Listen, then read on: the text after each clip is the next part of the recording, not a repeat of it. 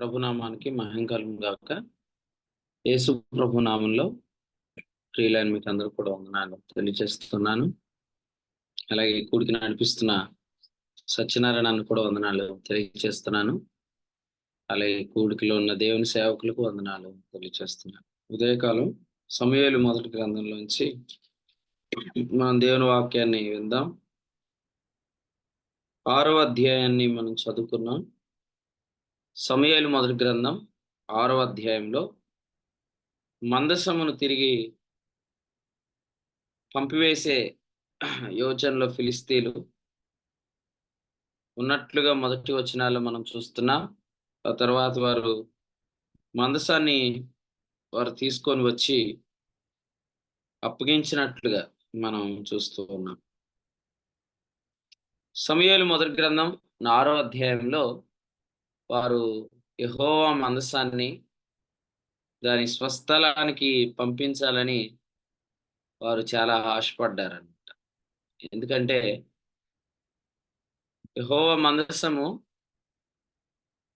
వారు అష్టోదులో ఉంచినప్పుడు దాగోను దేవత లేకపోతే దాగోను గుడిలో ఉన్న ఆ దాగోను బోర్ల పడిందనే మాట మనం నిన్నటి దినాన జ్ఞాపకం చేసుకున్నాం. ఆ తర్వాత దాన్ని అక్కడి నుంచి వారు గాతుకు తీసుకొని వచ్చారు. ఆ తర్వాత ఎక్రోనుకు తీసుకొని వచ్చారు. అయితే అక్కడున్న ప్రజలందరికీ కూడా రహస్య స్థలంలో గడ్డలు వేసినాయని, వారు గడ్డల రోగం చేత మొత్తబడ్డారని 5వ అధ్యాయం ఆఖరి వచనంలో ఆ పట్టణస్థుల కేకలు ఆకాశం వరకు వినబడ్డాయని మనం చూస్తున్నాం. మనకెందుకొచ్చిన తలకాయ నొప్పిరా బాబు, ఈ మందసాన్ని పంపించేద్దామని ఇప్పుడు వాళ్ళు మందసాన్ని తిరిగి పంపిస్తున్నారన్నమాట. సో ఈ మందసాన్ని తిరిగి పంపించడానికి వారు చేసిన ఒక ఏర్పాటు మనం ఈ అధ్యాయంలో మనం చూస్తాం. ఈ ఏర్పాటు ఇది దేవుని ఏర్పాటు కాదు. ఇది ఫిలిస్తీన్ల ఏర్పాటు. ఈ ఫిలిస్తీన్ల ఏర్పాటు వల్ల ఇదే అధ్యాయంలో బెత్షెమెషు వారు కూడా మరి మొత్తబడ్డారు అనేది ఆ తర్వాత వచనాల్లో మనం చూస్తాం. సో ఏదేమైనా యెహోవా మందసం దాని స్వస్థలానికి పంపించాలని ఫిలిస్తీన్లు అనుకోవటం మనం ఇక్కడ గమనిస్తున్నాం. సో మందసం ఎక్కడ ఉండాలి అంటే, మందసము ఇశ్రాయేలీయుల మధ్యలో ఉండాలి. మందసము దేవుని మందిరంలో ఉండాలి. మందసము అతి పరిశుద్ధ స్థలంలో ఉండాలి. కారణం ఏందంటే, మందసమున్న స్థలాన్ని దైవ గ్రంథంలో అతి పరిశుద్ధ స్థలము అని మనం ఎరుగుదుం. నిర్గమకాండంలో 40వ అధ్యాయంలో ఈ వివరాలు మనం చూస్తాం. 40వ అధ్యాయం వచనం 17 నుంచి మనం చదువుతున్నప్పుడు మందిరము గురించి వ్రాసాడు. ఆ తర్వాత 20వ వచనంలో మందసము గురించి వ్రాసాడు. ఈ మందసము మరి అడ్డతెరకు లోపల ఉన్నది అనే వివరణ కూడా ఇక్కడే మనం చూస్తాం. సో మందసం ఎందుకు అతి పరిశుద్ధ స్థలంలోనే ఉండాలి? మందసం ఎందుకు అతి పరిశుద్ధ స్థలంలోనే ఉండాలి? అతి పరిశుద్ధ స్థలం ఎక్కడుంది అంటే మందిరంలో ఉంది. మందిరం ఎక్కడుందంటే దేవుని ప్రజలైన ఇశ్రాయేలు మధ్యలో ఉంది అనే మాట మనం చూస్తాం. సో ఈ వివరాలు మీరు గమనించండి. మరొకసారి జ్ఞాపకం చేస్తున్నాను. మందసము అతి పరిశుద్ధ స్థలంలోనే ఉండాలి అనేది మనం గమనిస్తున్నాం. ఇశ్రాయేలీయులు మధ్యలో దేవుని మందిరం ఉంది. దేవుని మందిరంలో అతి పరిశుద్ధ స్థలం ఉంది. అతి పరిశుద్ధ స్థలంలోనే మందసం ఉండాల. అందుకనే ఆ స్థలానికి తిరిగి మందసాన్ని పంపించే పనిలో మరి ఇక్కడ మనకు ఫిలిస్తీన్లు కనపడుతున్నారనమాట. సో ఎవరికైనా ఐడియా ఉంటే చెప్పండి. మందసం ఎందుకు అతి పరిశుద్ధ స్థలంలోనే ఉండాలి?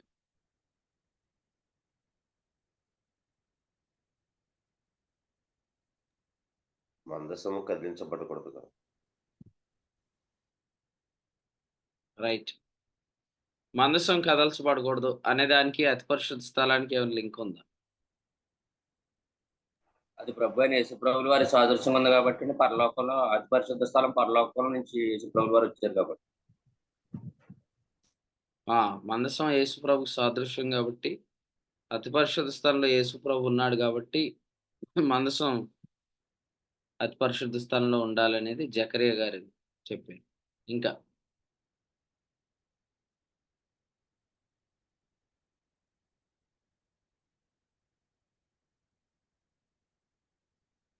ఇంకా చెప్పండి.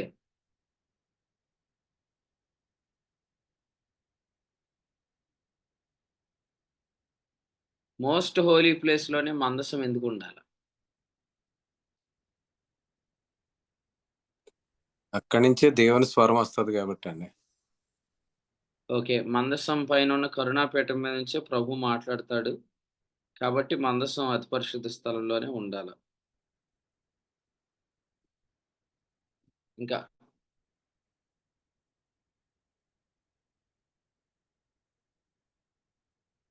మీరు చెప్పినవన్నీ రైట్ ఆన్సర్సే. జకరియా గారు చెప్పింది రైట్ ఆన్సరే, రాజన్న చెప్పింది రైట్ ఆన్సరే, సత్యనారాయణ గారు చెప్పింది రైట్ ఆన్సరే. ఇంకా ఏదైనా ఆన్సర్ ఉందేమో చెప్తారేమో చూస్తాను. అతి పరిశుద్ధ స్థలంలో రక్తం ఉంది, సో మందసం ఉండాలా అయితే?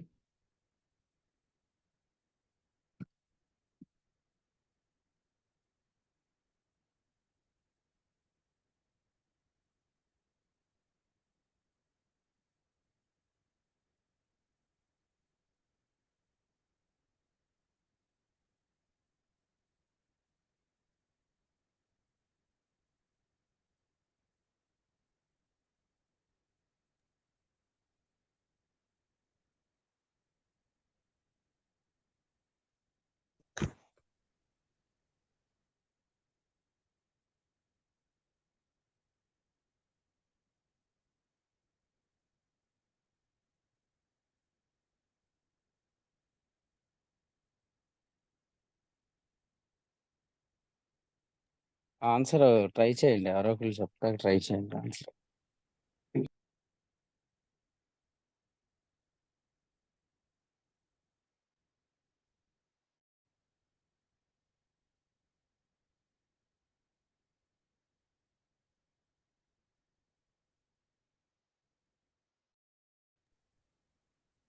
ప్రధాన యాజకులు ఇల్లు.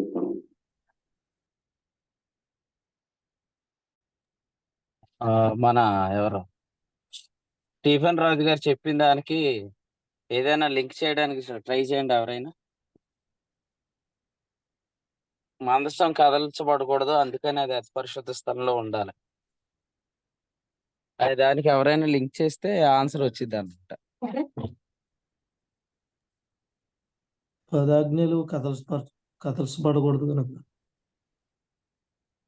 పదాజ్ఞలు కదల్చబడకూడదా? కహాతీలు కాపాడాలి కదా. బయటకు కనిపించకూడదు కదండి. కరుణాపీఠం కదిలించబడితే, పదాజ్ఞలు బయటకు కనపడితే ఇస్రాయేల్ బైకంకులు మరణిస్తారు. దాన్ని మందసాన్ని ఆ కరుణాపీఠం తొలగించుకోకుండా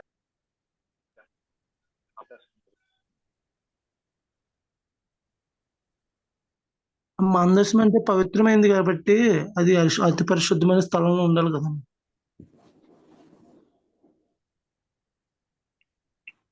మీరు బయటకు వెళ్ళిపోయారు. మరి మందసం పవిత్రమైనది అది కాదు.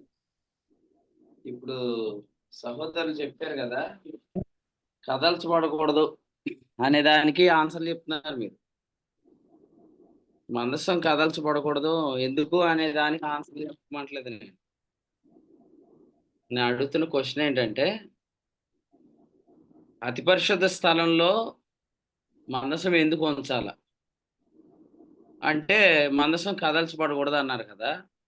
కదల్చబడకూడదు అనే దానికి అతి పరిశుద్ధ స్థలానికి లింక్ ఏంటి అని అడుగుతున్నా.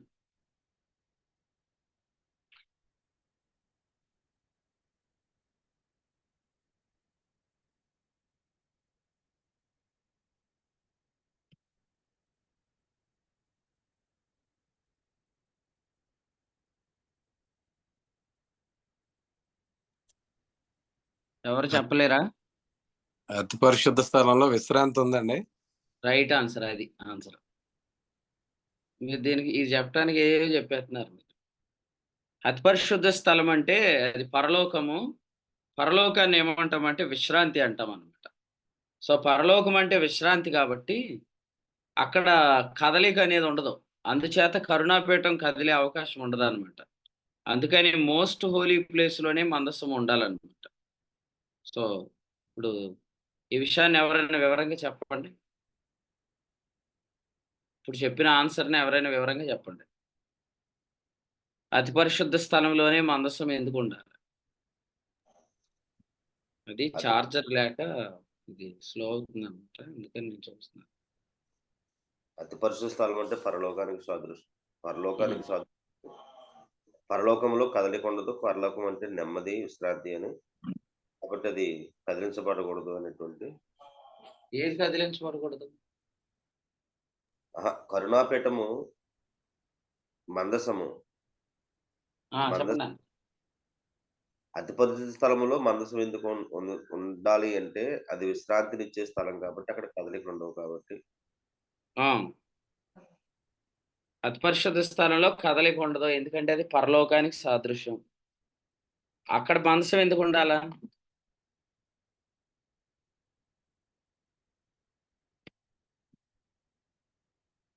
చెప్పారు, మీరు చెప్పింది మళ్ళీ ఆగిపోతున్నారు స్టీవెన్ అన్న. మీరు రైట్ ఆన్సర్ చెప్తున్నారు ఈరోజు ఉదయం మరి. మొత్తానికి దేవుడు దర్శించాడు మిమ్మల్ని. ఓకే.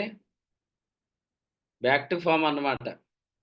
ఆఫ్టర్ 3 days 3 రోజుల తర్వాత మళ్ళీ కనికరించాడు దేవుడు మిమ్మల్ని. రైట్ ఆన్సరే మీరు చెప్పింది. అసలు ఫస్ట్ చెప్పింది మీదే రైట్ ఆన్సర్. ఇప్పుడు వివరణ కూడా రైట్ ఆన్సరే. మళ్ళీ మధ్యలో ఆపేశారు. అందరు జాగ్రత్తగానండి. మోస్ట్ హోలీ ప్లేస్‌లోనే మందసం ఎందుకు ఉండాలంటే అసలు ఫస్ట్ మందసం అంటే ఏంటంటే దాని మీద ఉన్న కరుణాపీఠం కదలకూడదు. కాబట్టి కదలకూడని స్థలం ఏది ఉంది? సో కదలకూడని స్థలం ఏదంటే అది పరలోకమే. ఎందుకంటే పరలోకం అంటే ద ప్లేస్ ఆఫ్ రెస్ట్ అని అర్థం. ఎందుకంటే అక్కడ యేసుక్రీస్తు దేవుని కుడి పార్శ్వమున కూర్చున్నాడు కాబట్టి. కాబట్టి కదలని స్థలం ఎక్కడుందో అక్కడ మందసం ఉండాలి. ఆ కదలని స్థలం అతి పరిశుద్ధ స్థలమే కాబట్టి అతి పరిశుద్ధ స్థలంలోనే మందసం ఉండాలి. సో ప్రపంచంలో అతి పరిశుద్ధ స్థలము ఫిలిస్తీన్ల దేశంలో లేదు. ప్రపంచంలో అతి పరిశుద్ధ స్థలము కేవలము ఇశ్రాయేలీయుల మధ్యలోనే ఉంది. అందుకనే ఫిలిస్తీన్ల మధ్యలో మందసం సెట్ అవ్వదు. ఇంకో విషయము, దేవుని ప్రజలు ఇశ్రాయేలీయులు మనం చదువుకున్న సమూయేలు మొదటి గ్రంథంలో 4వ అధ్యాయంలో మందసాన్ని వాళ్ళు ఏం చేశారంటే యుద్ధం చేసేటప్పుడు వారి మధ్యకు తీసుకొని వచ్చారు. ఆ సందర్భంలో కూడా వాస్తవంగా మందసం వాళ్ళ మధ్యలో సెట్ అవ్వదు. ఎందుకంటే ఆ ప్రజలకు విశ్రాంతి లేదు కాబట్టి. కాబట్టి మరొకసారి వినండి. వాక్యం అర్థం అవ్వాలంటే మీరు ముందు శ్రద్ధగా వాక్యం వింటే అర్థమైపోయింది వాక్యం. మందసం ఎక్కడ ఉండాలి? ఫస్ట్ పాయింట్, మందసం ఎక్కడ ఉండాలంటే కరుణాపీఠం కదలని చోట ఉండాలి. కరుణాపీఠం కదలని చోట ఏముంది? మోస్ట్ హోలీ ప్లేస్ అన్నమాట. ఆ మోస్ట్ హోలీ ప్లేస్‌లో కరుణాపీఠం ఎందుకు కదలదంటే ఈ మోస్ట్ హోలీ ప్లేస్ పరలోకానికి సాదృశ్యంగా ఉంది. అసలు పరలోకమే మోస్ట్ హోలీ ప్లేస్. పరలోకంలో కదలిక ఎందుకు ఉండదంటే పరలోకం అంటే ద ప్లేస్ ఆఫ్ రెస్ట్ కాబట్టి. సో అదనమాట. ఓకే. ఆనందాన్ని ఏమైనా అర్థమైందా? ఏం అర్థమైందో చెప్తే ముందుకు వెళ్ళిపోతుంది. నాది ఎద్దుల బండి కాదు, కానీ మామూలు బండే. మీరు చెప్తే నేను ముందుకు వెళ్ళిపోతాను. అర్థమైంది అన్నవాడు. ఆనంద్ బాబు అన్న చెప్పకపోయినా ఎవరో ఒకరు చెప్పండి. మందసం ఎందుకు అతి పరిశుద్ధ స్థలంలోనే ఉండాలి? బ్రదర్సే చెప్తున్నారు కాబట్టి సిస్టర్స్ ఎవరైనా అవకాశం తీసుకోండి. మాకు అవకాశం ఇవ్వలేదని మీరు బాధపడకుండా ఆన్సర్ చెప్పండి.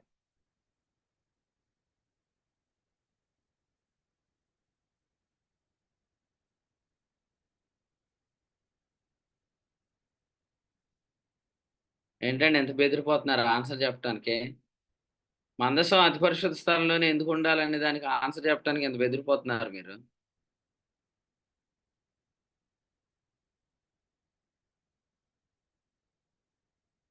పాట ఎవరైనా పాడతారంటే పాడుతున్నారు. ప్రార్థన ఎవరైనా చేస్తారంటే చేస్తున్నారు. వాక్యం ఎవరైనా చదువుతారంటే సిస్టర్స్ అసలు ఎక్కడ ఆగట్లే. చదువుతాక ముందుకొస్తున్నారు. క్వెషన్ అడిగితే మాత్రం ఒక్కళ్ళు అసలు సరిగ్గా మైక్ ఆన్ చేసుకొని ఆన్సర్ చెప్పట్లేదు మీరు. హ్మ్. పరిశుద్ధ స్థలం అనేది కదల్చబడని స్థలం కాబట్టి ఎందుకు కదల్చబడదంటే అక్కడ విశ్రాంతి ఉంటది. కాబట్టి ఇప్పుడు మందసం కూడా కదల్చబడని స్థలంలో ఉండాలి. Right answer. Simple answer. మీరందరూ బెదిరిపోతున్నారనమాట ఆన్సర్ చెప్పడానికి. ఏంటంటే మీరు నోరు తెరిచినప్పుడే మీకు అసలు అర్థమవుతుందో లేదో మీకు అర్థమైపోయిద్ది. అప్పుడు మీరు కొంచెం జాగ్రత్తగా వింటారు. ఆనంద్ బాబు అన్న అని పిలుతుంటుంటే ఆయన ఊర్లో మొత్తం ఉంటాయి కదా బొమ్మలు అలాగా చూస్తున్నాడనమాట. ఎవరో ఒకళ్ళు చెప్తారు కదా అన్నట్టు. ఏమంటే పాస్టర్ గారు అలా తప్పించుకుంటే రేపొద్దున మీరు వాక్యం ఎలా చెప్తారండి? వినండి, వినండి. వాక్యం అర్థం కాకపోతే అడగండి. అడిగితే క్లియర్‌గా చెప్తాము. 3 సార్లు కాకపోతే 4 సార్లు చెప్తాము. మీరు అర్థమైపోయింది అన్నట్టు కూర్చొని మళ్ళీ అడిగితే చెప్పకపోతే రేపొద్దుట మీకేం అర్థమైద్ది? అతి పరిశుద్ధ స్థలంలోనే మందసం ఎందుకుండాలంటే, అతి పరిశుద్ధ స్థలం పరలోకం. వాస్తవంగా పరలోకమే అతి పరిశుద్ధ స్థలం. పరలోకము అంటే విశ్రాంతి. సో, అంటే అక్కడ కదలిక ఉండదనమాట. కరుణాపీఠం కూడా కదలకూడదు. ఎందుకంటే, కరుణాపీఠాన్ని స్క్రూ ఫిట్టింగ్ చేయరు. మందసంలో శాసనాలుంచి దాని మీద కరుణాపీఠం ఉంచారు. కరుణాపీఠం జరగకూడదు. అందుకనే మందసాన్ని కదల్చబడని స్థలంలో ఉంచాలి. సో, అతి పరిశుద్ధ స్థలము ఇశ్రాయేలీయుల మధ్యలోనే ఎందుకుంది? Second question. ఇశ్రాయేలు మధ్యలోనే ఎందుకుందంటే, ఇశ్రాయేలీయులకు మాత్రమే విశ్రాంతి వాగ్దానం చేయబడింది అప్పుడు. ఇశ్రాయేలీయులకు మాత్రమే విశ్రాంతి వాగ్దానం చేయబడింది. అయితే వారు ఆ వాగ్దానంలో ప్రవేశించలేదు కాబట్టి దావీదు గ్రంథంలో అంటే కీర్తనల గ్రంథంలో దేవుడు నేడు అను ఒక దినమును నిర్ణయించి ఆ వాగ్దానంలోనికి ఇప్పుడు మనల్ని ప్రవేశపెట్టాడు. నేడు అంటే రక్షణ దినము, అంటే గ్రేస్ టైం అన్నమాట. రక్షణ దినములో మనం విశ్రాంతిలోకి వచ్చాము. కానీ వాస్తవం ఈ వాగ్దానం ఎవరికి సంబంధించిందంటే ఇది ఇశ్రాయేలుకి సంబంధించింది. అందుకనే మందసము ఇశ్రాయేలు ప్రజల మధ్యలో ఉండేది. ఎందుకంటే ఇశ్రాయేలు ప్రజలకు విశ్రాంతిని గురించిన వాగ్దానం చేశాడు కాబట్టి. ఆ మాట చదవండి ఒకసారి హెబ్రీయులకు రాసిన పత్రిక. ఫిలిస్తీన్ల మధ్యలో మందసం ఉండకూడదు, ఇశ్రాయేలు మధ్యలోనే మందసం ఎందుకు ఉండాలి అనే మాట మనం చూస్తున్నాం. హెబ్రీయులకు రాసిన పత్రిక 4వ అధ్యాయం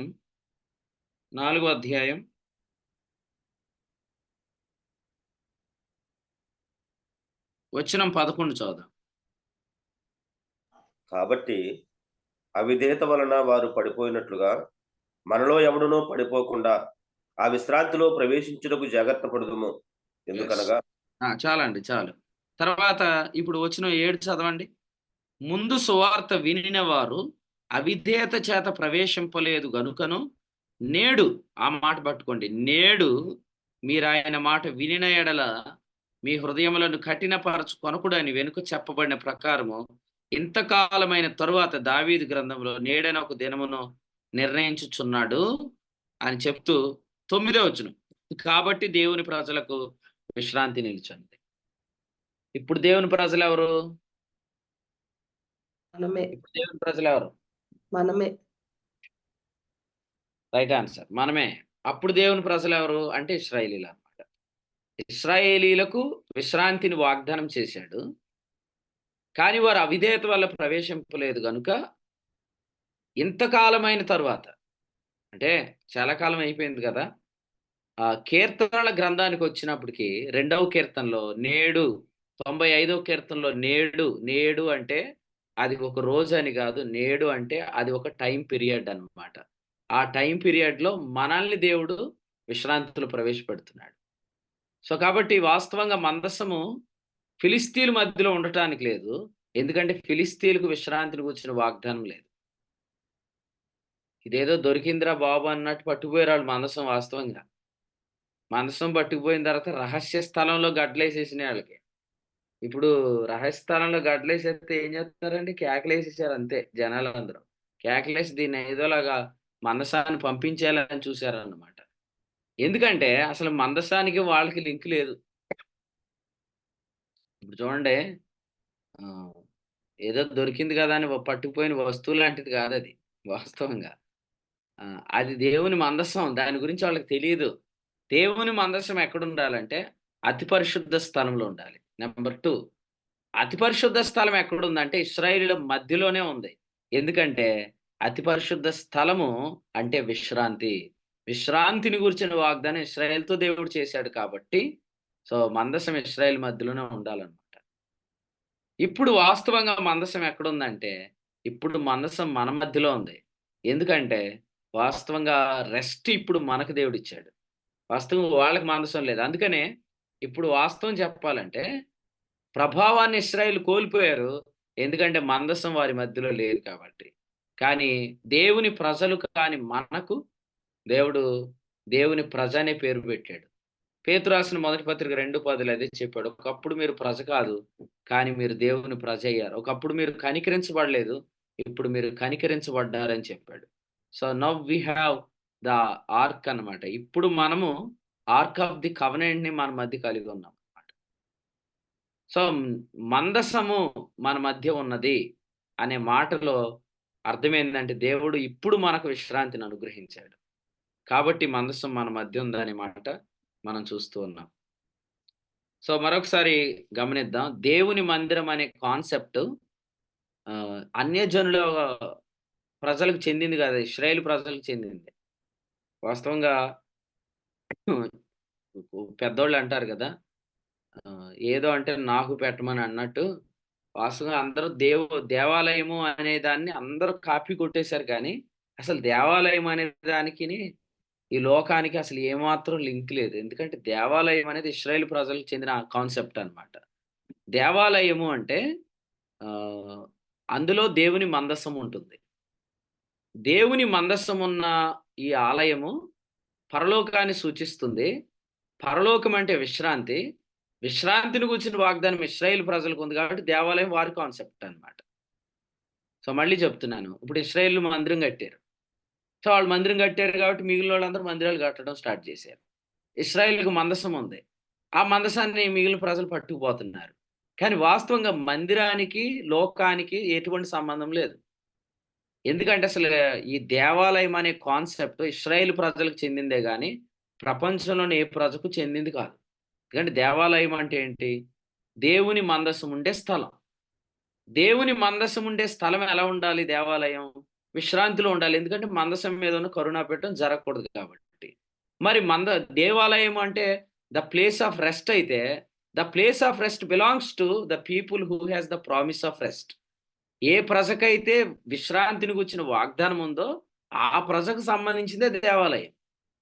కానీ విశ్రాంతిని గురించిన వాగ్దానానికి సంబంధం లేని ప్రజలందరూ దేవాలయాలు కట్టుకోవడం స్టార్ట్ చేశారు. ఇప్పుడు ఒక మాట అడుగుతాను, ఇప్పుడు మళ్ళీ మనకెందుకు దేవాలయం అనే కాన్సెప్ట్ వచ్చింది చెప్పండి ఎవరైనా? ఇశ్రాయేలు ప్రజలకు చెందిన దేవాలయం అనే కాన్సెప్ట్ మళ్ళీ విశ్వాసులమైన మనకి ఎందుకు వచ్చింది? మనం విశ్రాంతిని గురించి వాగ్దానం పొందాం కాబట్టి. ఎస్, ఇప్పుడు విశ్రాంతిని గురించిన వాగ్దానం మనకు వచ్చింది కాబట్టి. అంటే ఇశ్రాయేలు ప్రజలు దేవాలయం కట్టడం తప్పులేదు, మనము దేవాలయం అనే మాట అంటం తప్పులేదు.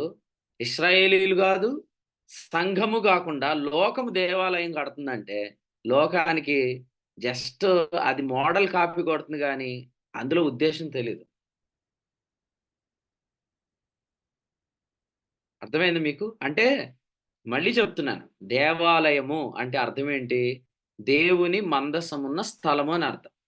సో దేవాలయము దేవుని మందసం ఉన్న స్థలం అయితే దేవుని మందసం ఏం చేయబడకూడదు? అది కదిలించబడకూడదు. ఎందుకంటే దాని మీద ఉన్న కరుణాపీఠం జరిగిపోతుంది కాబట్టి. అప్పుడు దేవుని స్వరం ప్రజలకు రాదు కాబట్టి. సో దేవాలయము కదిలించబడకూడని స్థలమై ఉండాలి. అందుకని మీకు సేనాయి పర్వతం మీద దేవాలయం ఉండదు, సియోను పర్వతం మీద దేవాలయం ఉంటుంది. ఎందుకంటే సేనాయి పర్వతం కంపించే స్థలం కాబట్టి. మరొకసారి చెప్తున్నాను, సొలొమోను మందిరం ఎక్కడ కట్టాడు? అబ్రహాముని ఇస్సాకు ఎక్కడైతే అర్పించాడో అక్కడే సొలొమోను మందిరం కట్టాడు. అబ్రహాం కుమారుడైన దావీదును ఎక్కడ అర్పించాడో అక్కడే దావీదు కుమారుడైన అబ్రహాం కుమారుడైన ఇస్సాకును అబ్రహాం ఎక్కడ అర్పించాడో దావీదు కుమారుడైన సొలొమోను అక్కడే మందిరం కట్టాడు. అందరు జాగ్రత్త వినాల. అబ్రహాం కుమారుడైన ఇస్సాకు, ఇక్కడ దావీదు కుమారుడైన సొలొమోను. అబ్రహాం కుమారుడైన ఇస్సాకు ఎక్కడ అర్పించబడ్డాడు? ఆదికాండం 22. అక్కడే మోరియా పర్వతం అందే మరి దావీదు కొన్నాడు ఆ స్థలాన్ని. ముందుగానే కొని ఆ స్థలమే సొలొమోను మందిరం కట్టిన స్థలం. ఈ మోరియా పర్వతం ఇదంతా కూడా సియోను పర్వతానికి సంబంధించిన అంశం అన్నమాట. సియోను పర్వతం అంటే ఏంటి అంటే 125వ కీర్తనలో మనం చూస్తాం, కదలక నిత్యము నిలుచు సియోను కొండ. హెబ్రీ 12:29లో దీన్ని నిశ్చలమైన రాజ్యం అంటారు. అంటే దేవాలయం అంటే కదల్చబడని స్థలంలో కట్టబడాల. ఎందుకు కదల్చబడని స్థలంలో కట్టబడాలంటే దేవాలయంలో దేవుని మందసం ఉంటుంది, దేవుని మందసం కదిలించబడకూడదు కాబట్టి. అందుచేత దేవాలయం అనేది దేవుని ప్రజకు సంబంధించింది.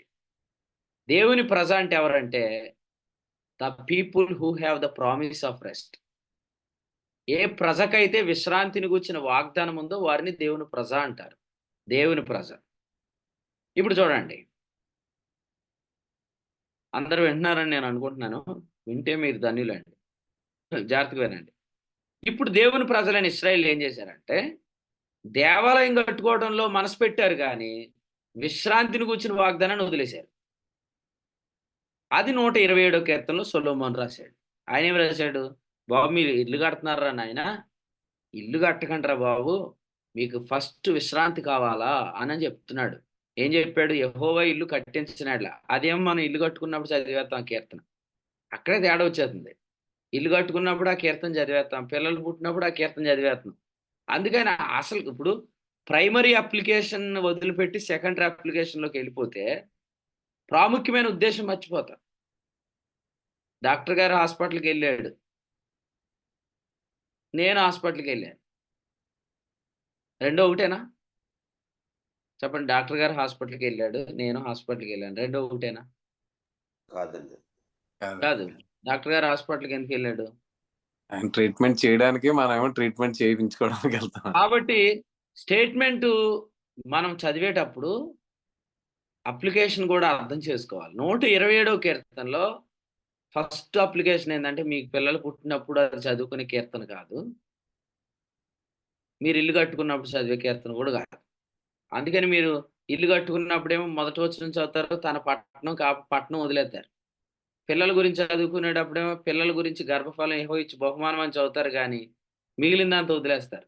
కానీ మీరు వినండి, ఇప్పుడు మీరు గమనించండి, 127వ కీర్తన మనసు పెడితే యెహోవా ఇల్లు కట్టించిన ఎడల అంటే దేవుని మందిరము కట్టువారి ప్రయాసం వ్యర్థమే. ఎప్పుడు వరకు అంటే తన ప్రియులు నిద్రించుచుండగా అన్నాడు. అంటే దేవుని ప్రజలు విశ్రాంతి అనే వాగ్దానాన్ని నిర్లక్ష్యం చేసి వాళ్ళు మందిరం కడుతున్నారు. కానీ అసలు వారి మధ్యలో మందిరం ఉండటానికి మూలం ఏంటంటే వారికి విశ్రాంతిని వచ్చిన వాగ్దానం ఉంది కాబట్టి.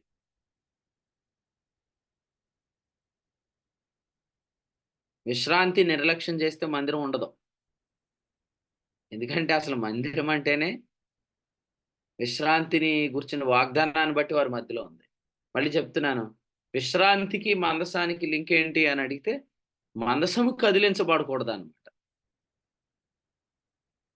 ఇప్పుడు నిజం చెప్పండి, నిజంగా ఇది మన మధ్య ఉండకూడదని ఫిలిస్తీన్లకు అర్థమైంది, కానీ ఇది ఎక్కడ ఉండాలో ఫిలిస్తీన్లకు అర్థమైంది అంటారా? ఇది మన మధ్య ఉండకూడదని వాళ్ళకి ఎలా అర్థమైంది? అష్టోద్దులో పెట్టారు, దాగోను ముందుకు పడింది. తర్వాత తీసుకెళ్లి గాతులో పెట్టారు, వాళ్ళకి మొత్తం రోగం వచ్చేసింది. తర్వాత ఎక్రోన్లో పెట్టారు, అక్కడ రోగం వచ్చింది. మన మధ్య వద్దు, ఇది మన మధ్య ఉంటే మనం దెబ్బతినేస్తున్నాం అని చెప్పి పంపించేస్తున్నారు తప్ప నిజంగా ఇది రెస్ట్ ప్లేస్లో ఉండాలి. 2, రెస్ట్ను కూర్చిన వాగ్దానం కలిగిన ప్రజల మధ్యలో ఉండాలి అని వారికి తెలియదు అంటాను నేను. మీకు ఎలా తెలుసు ఆ విషయం? తెలియదు అనే మాట కరెక్టేనా? కరెక్ట్ అయితే ఎందుకు కరెక్ట్? ఎవరైనా గెస్ట్ చేయండి. మళ్ళీ చెప్తాను వినండి. వీళ్ళకి గడ్డల రోగం వచ్చేసింది కాబట్టి ఇది మన మధ్య ఉండకూడదు అని చెప్పి వీళ్ళు పంపించేశారు. కానీ అది నిజంగా మన మధ్య ఉండకూడదు అని అనుకున్నారు తప్ప, ఇది ఇశ్రాయేలు ప్రజల మధ్యలో ఉండాలి, ఇది అతి పరిశుద్ధ స్థలంలో ఉండాలని ఫిలిస్తీన్లకు తెలియదు అంటాను నేను. తెలియదు అంటారా? తెలియకపోతే తెలియదని మనకు ఎలా తెలుసు? తెలియదు, ఎందుకంటే లేఖనాలు వారి దగ్గర లేవు కదా. అదండి దేవోక్తుల దగ్గర లేవు కాబట్టి వాళ్ళకి తెలియదు. ఆ క్రమం మందసం యొక్క గురించి తెలియదు కాబట్టి వాళ్ళు బండిని చేయించారండి పంపించడానికి. Right answer. ఇప్పుడు వాళ్ళు ఎప్పుడైతే ఎద్దుల బండి చేశారో, ఎద్దుల బండి చేశారంటే అర్థం ఏంటి? ఎద్దుల బండి మీద మందసం తీసుకెళ్తే కరుణాపేట జారిపోద్ది. ఎద్దుల బండి మీద తీసుకెళ్తే కరుణాపేటం జారిపోద్ది. కరుణాపేటం జారిపోతుంది అని తెలిసిన వాళ్ళు ఎద్దుల బండి చేశారంటే ఇది కరుణాపేటం కదిలించబడని స్థలంలో ఉండాలని వాళ్ళకి తెలీదు. సో దాన్ని బట్టి మనకు క్లియర్గా అర్థమవుతుంది వాళ్ళు చేసిన ఎద్దుల బండిని బట్టి. వాళ్ళు ఏమనుకుంటున్నారంటే కొత్త బండి చేయించేసాం, మంచి ఆవులు పెట్టేసాం అనుకుంటున్నారు వాళ్ళు. అసలు చేయకూడని పనే అది. ఎందుకంటే సంఖ్యాకాండం 7వ అధ్యాయం 9వ వచనంలో మనం చూస్తాం, గెర్షోనీయులకు ఎద్దుల బండులు ఎద్దులు ఇచ్చారు, మెరారీయులకు ఎద్దుల బండ్లు ఎద్దులు ఇచ్చారు, కానీ కహాతీయులకు ఎద్దుల బండ్లు ఇవ్వలేదు. అందుచేత ఫిలిస్తీన్లు ఈ మందస్సం ఎక్కడుండాలో వాళ్ళకి అర్థం కాలేదు, అందుకని ఎద్దుల బండి భర్తీ చేశారు. ఇంకో మాట చెప్తాను, బెత్షెమెషు వారు కరుణాపేటం తెరిచి ఎందుకు మందస్సంలో చూశారు?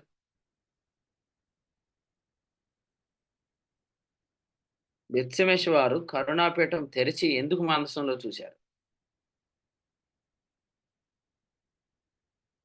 చెప్పండి, మీకు తెలిసిందే. వారు కూడా కరుణాపేటం కదిలించబడకూడదనే సంగతి తెలియక. Right answer. ఇంకా చెప్పండి, మీరు చెప్పిన ఆన్సర్ రైట్, ఇంకా ట్రై చేయండి. బెత్షెమెషు వారు కరుణాపేటం తెరిచి అందులోకి చూసి, తక్కువ మంది కాదు, ఇప్పుడు మనం చిన్నగా దాటిపోవడానికి కాదు, కానీ సుమారు 50,000 మంది పైగానే మొత్తపడ్డారు. 50,000 మంది అంటే ఎంతమంది ఆలోచించేయండి, ఎంత పెద్ద దెబ్బ తగిలింది వాళ్ళకి. సో వాళ్ళు ఎందుకు ఆ సాహసం చేశారు?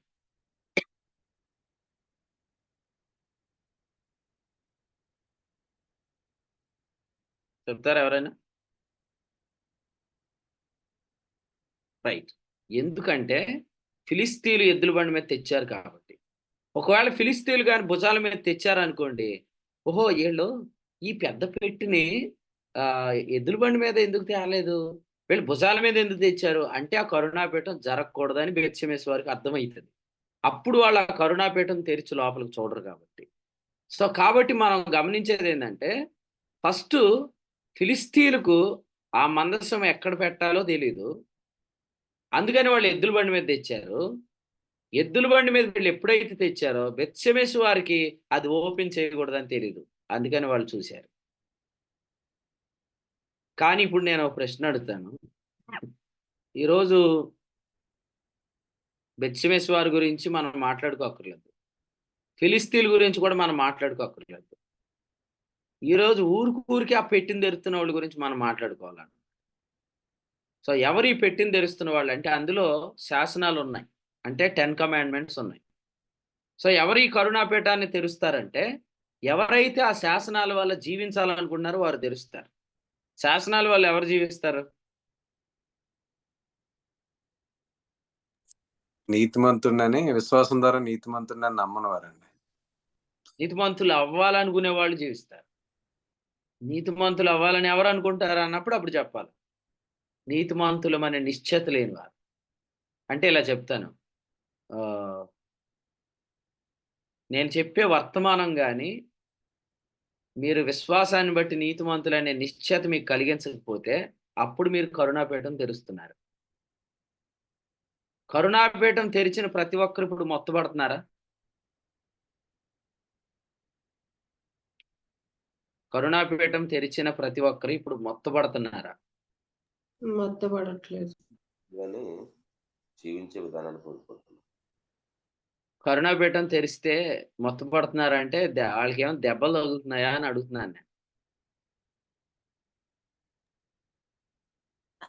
వాళ్ళకి దేవుడు ప్రత్యక్షత ఉండదండి, దేవుడు నడిపింపు ఉండదు, కానీ వాళ్ళు బయటికి మాత్రం బాగానే ఉన్నట్టుంటారు. లోపడైతే చాలా ఆదరణ రాదు వాడికి అంటే మీరు దేవుని. చెప్పేది బోధకుల గురించా, ఆ బోధ వినే విశ్వాసుల గురించా? మళ్ళీ చెప్తానేనండి.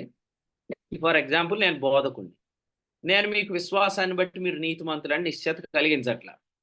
అప్పుడు మీరేం చేస్తారు? నీతిమంతులు అగుటకు ప్రయత్నం చేస్తారు. నీతిమంతులు అవ్వాలంటే దేని వాళ్ళు జీవించాలా? కమాండ్మెంట్స్ వాళ్ళు జీవించాలా? అంటే మీరు కరుణాపీఠం తొలగిస్తున్నారు. కరుణాపీఠం తొలగించిన మిమ్మల్ని దేవుడు మొత్తుతాడా అని అడుగుతున్నాను నేను.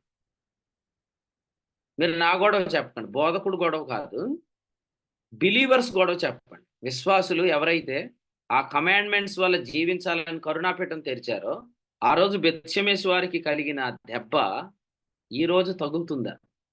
తగలదండి. బిలీవర్స్ ఎందుకంటే అది దేవుని యేసు ప్రభు తగలదు, తగిలిది అంతే, ఎక్స్ప్లెనేషన్ వద్దు. తగలదండి. తగలదు. తగలదా? కృపలో ఉన్నాం కాబట్టి తగలదండి. చెప్పేసారు అందరు తగలదండి. కృపలో ఉన్నాం కాబట్టి తగలదండి. గట్టిగా తగిలేస్తాను. ఇప్పుడు చూడండి 5 నిమిషాలు నేను మీకు అందరు చెప్పండి. వారు కృపలో నుంచి తొలగిపోయారు, అటు వారికి క్రీస్తు వలన ప్రయోజనం ఏమీ లేదని ఉంది కదా గలతీ పత్రిక 5వ అధ్యాయం. అన్న కరుణాపీఠం తెరవటం అంటే కృపలోంచి తొలగిపోవడం. కృపలోంచి తొలగిపోతే అనుదినం దేవుని శక్తి చేత కాపాడబడే అనుభవం మనం బ్రతకలేం. అంటే అది మొత్తమేనా కాదా అని అడుగుతున్నాను. అంతే కదా మరి. ఖచ్చితంగా మనం కృపలో ఉన్నాం, ఏం తగలదు అంటున్నాడు ఆయన. ఎవరు వినండి, మీరందరూ వినాలా. ఇప్పుడు మీకు అన్నా చెప్పండి, కృష్ణ అన్న చెప్పండి.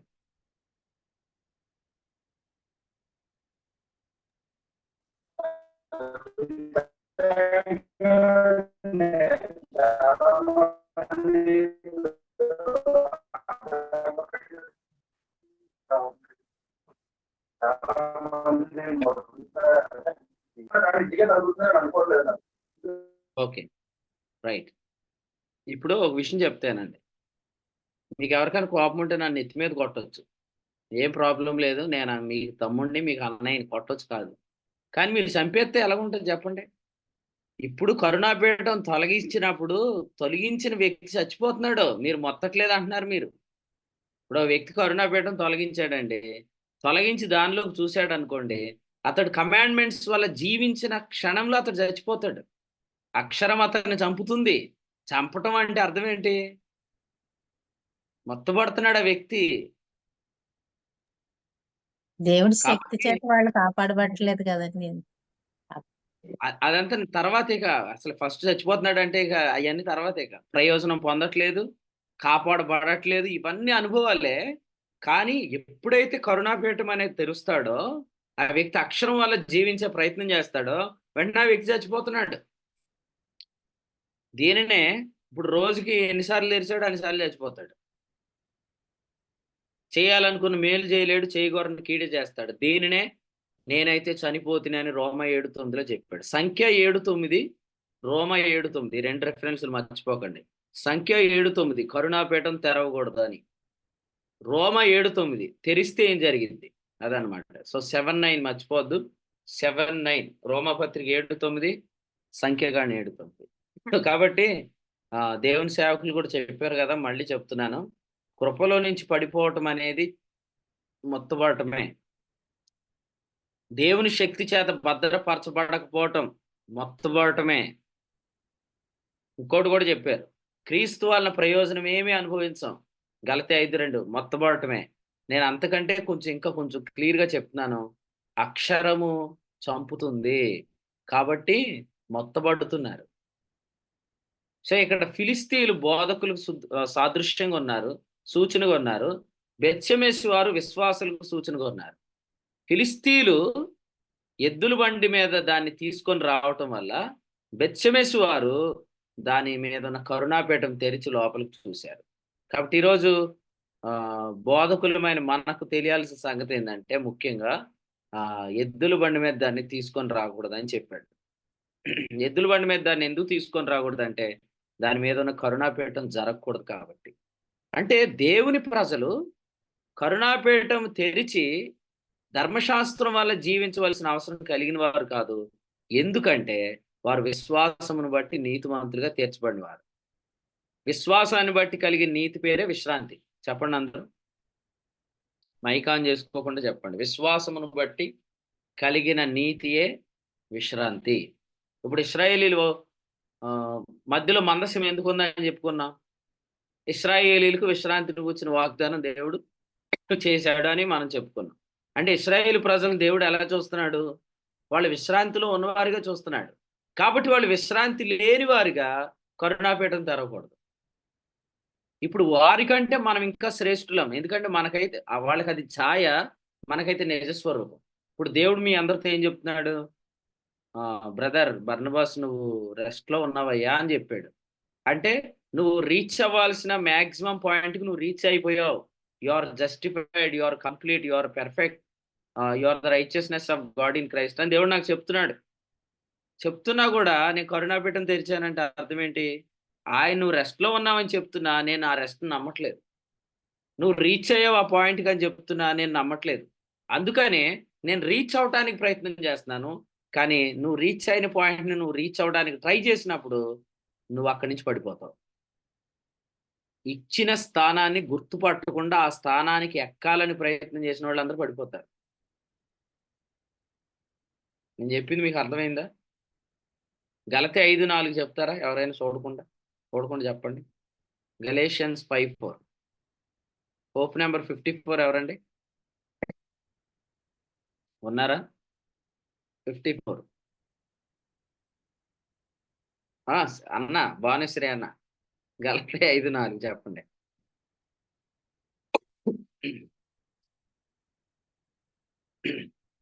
మీలో ధర్మశాస్త్రం వలన నీతిమంతులుగా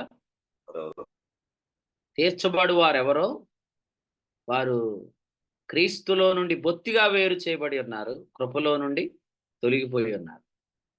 దాన్ని ఏం రాశాడంటే ఫాలింగ్ ఫ్రమ్ గ్రేస్ అని రాశాడు. అంటే చూడండి, నువ్వు ఎక్కడున్నావో దేవుని ఆత్మ నీకు చెప్తున్నాడు. నువ్వు ఎక్కడున్నావో నీకు చెప్తున్నప్పుడు నువ్వు అక్కడ ఉండొచ్చు కదా. కానీ నువ్వేం చేస్తున్నావు అంటే ఎక్కడున్నావో అక్కడ ఉన్నావో అని నమ్మక అక్కడికి మళ్ళీ ఎక్కాలని ట్రై చేసి కిందకి జారిపోతావు. ఒరే నువ్వు ఎక్కడెందుకు పడ్డావురా అని దేవుడు అడిగాడు అన్న. నువ్వు ఇక్కడ ఎందుకు పడ్డావురా అని అడిగితే నేను విశ్రాంతికి వెళ్ళాలనుకున్నానండి అని అంటే, నువ్వు విశ్రాంతిలోనే ఉన్నావు కదరా అని అన్నాడు అనమాట దేవుడు. అంటే నేను విశ్రాంతిలోనే ఉన్నాను కానండి, మళ్ళీ ఇంకా ఎక్కువ విశ్రాంతిలోకి వెళ్ళాలనుకున్నానండి అని. ఇంక ఎక్కువ పరలోకం లేదు. బైబిల్ ఎక్కడైనా దేవుడు నీతిమంతులుగా తీర్చాడు మరింత నీతిమంతులు అవ్వండి అని ఉందా? లేనిపోని ఆలోచనలు రానీయకండి. దేవుడు మిమ్మల్ని కుమారులుగా చేశాడని ఇంకా కుమారుడు అవుతాను అంటారా? అది అవివేకం. అదే. So you reached already the maximum point అన్నమాట by the blood of Jesus Christ. నీ ఎఫర్ట్ వల్ల కాదు, యేసు రక్తము వలన దేవుడు మనలను తీసుకెళ్లాల్సిన మోస్ట్ హై ప్లేస్కి తీసుకెళ్ళిపోయాడు. అసలు మీరు ఎప్పుడైనా సర్వోన్నతుడు అనే పాట పాడండి, మహోన్నతుడు అనే పాట పాడండి, మీకు ఆనందం కలిగిద్ది. ఎందుకో తెలుసా? సర్వోన్నతుడా అంటే సర్వోన్నతమైన స్థలములో నీవు ఉన్నావా, అక్కడే నన్ను ఉంచావని కూడా అర్థం.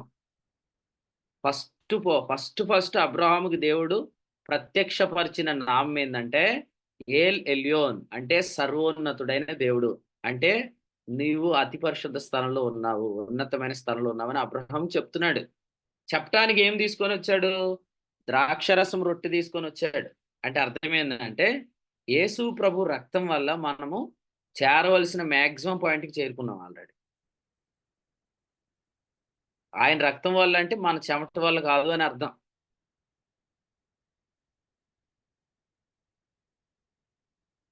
మీరు చేరాల్సిన మ్యాక్సిమం పాయింట్కి చేరారని నమ్ముతున్నారా?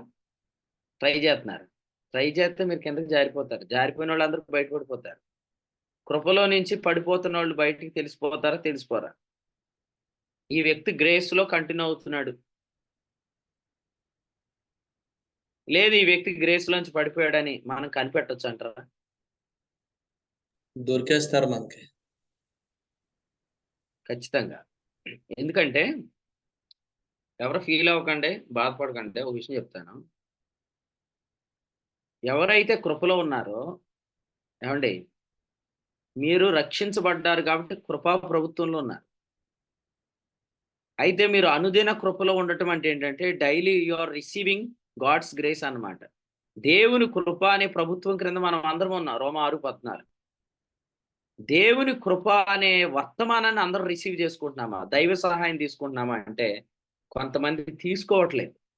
వాళ్ళు ఆ కృపలో నుంచి తొలగిపోయారు అనేది ఈజీగా తెలిసిపోద్ది. ఎలాగంటే దైవ కృప చేయగలిగింది మనం ఎవరూ చేయలేం. అసలు దైవ కృప ఇచ్చే జ్ఞానం మీకు రాదు మామూలుగా. మీరు ఎంత ట్రై చేసినా దైవ కృప ఇచ్చే జ్ఞానం మీరు ఖచ్చితంగా మీకు అండర్స్టాండింగ్ రాదు.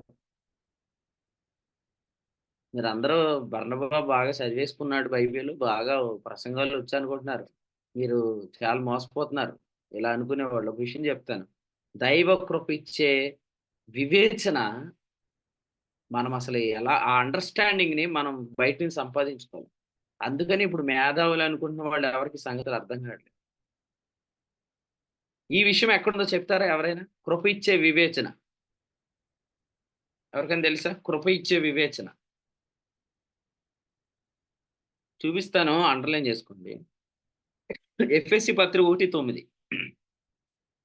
మీరు కృపలో ఉన్నారో లేదో, కృపను అనుభవిస్తున్నారు లేదో ఈజీగా మీరు ఫైండ్ అవుట్ చేసుకోవచ్చు అనమాట. ఇలాగ అంటే చెక్ చేసుకోవచ్చు అనమాట. ఎఫ్ఎస్సి పత్రిక 1:9 చదవండి. కాలము సంపూర్ణమైనప్పుడు జరగవలసిన ఏర్పాటును బట్టి ఆయన తన దయా సంకల్పము చొప్పున తన చిత్తమును గూర్చిన మర్మమును మనకు తెలియచేసి మనకు సంపూర్ణమైన జ్ఞాన వివేచన కలుగుటకు ఆ కృపను మన ఎడల విస్తరింపచేసెను. ఇక్కడ కృప ఎందుకు ఉపయోగపడుతుంది అన్న? కృప ఎందుకు ఉపయోగపడుతుంది? సంపూర్ణమైన జ్ఞాన వివేచన గారు. జ్ఞాన వివేచన. సో మీరు ఇలా గమనించండి. కొంతమంది ఏమంటున్నారంటే, అన్న నేను అర్థం చేసుకోవడానికి చాలా ప్రయత్నం చేస్తున్నాను అన్న, కానీ నాకేం అర్థం కావట్లేదు అన్న. నేనేమంటానంటే, నువ్వు అర్థం కావటానికి ప్రయత్నం చేయకు. గ్రేసే అర్థం చేసే శక్తి కలిగింది. సో కృపలోనే జ్ఞాన వివేచన ఉంది. ఇందాక నేను అడిగిన క్వశ్చన్కి ఆన్సర్ ఎందుకు చెప్పగలిగారు? మందసం అతి పరిశుద్ధ స్థలంలోనే ఎందుకు ఉండాలా? అతి పరిశుద్ధ స్థలం ఇశ్రాయేల్ మధ్యలోనే ఎందుకు ఉంది? దేవాలయం అనే కాన్సెప్ట్ ఇశ్రాయేల్కి ఎందుకు చెందింది? ఇదంతా ఏదైనా పుస్తకంలో చదువుకొని రాత్రి చెప్పిన వర్తమానం అనుకుంటున్నారేంటి? కృప ఇచ్చే జ్ఞాన వివేచన అన్నమాట. మనకు అందరికీ అనుగ్రహిస్తుంది అది జ్ఞాన వివేచన. సో మీకు దేవుని వాక్యం అర్థం కావట్లేదంటే you are not receiving grace అని అర్థం.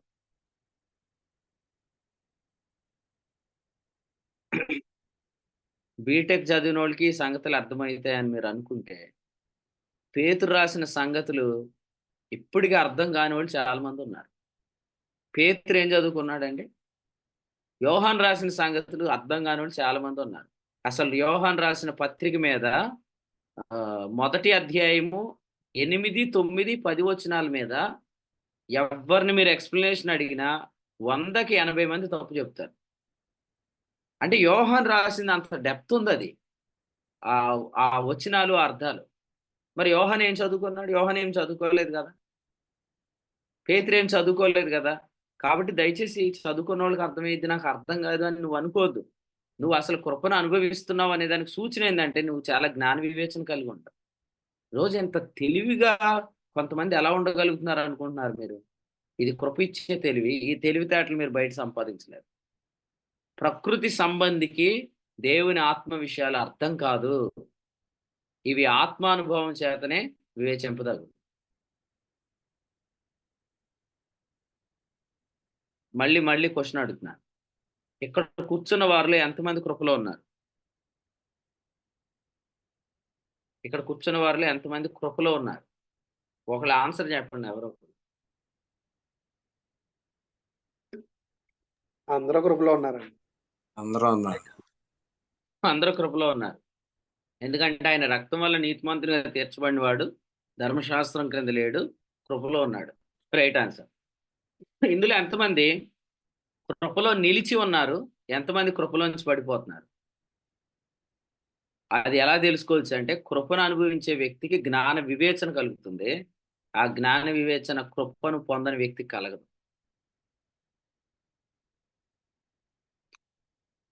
ఒక బ్లూ పెన్ తీసుకొని బైబిల్ అంతా గీతలు ఎట్టినా నీకు బైబిల్ అర్థం. రెడ్ పెన్ తీసుకొని అండర్లైన్ చేసి నీకు బైబిల్ అర్థం కాదు. ఆ? బైబిల్ స్కెచ్లు కొనేసి రంగులు దిద్దేసినా మీకు బైబిల్ అర్థం కాదు. ఈ బైబిల్ కాకుండా ఇంతలో బైబిల్ కొన్నా మీకు బైబిల్ అర్థం కాదు. వెన్ యూ రిసీవ్ గ్రేస్ మాత్రమే మీకు జ్ఞాన వివేచన ఇచ్చింది. కృపను ఎందుకు పొందట్లేదు తెలుసా? ఎక్కడో లోపల I am justified by faith అనే సత్యం నువ్వు నమ్మట్లేదు కాబట్టి you are not receiving grace.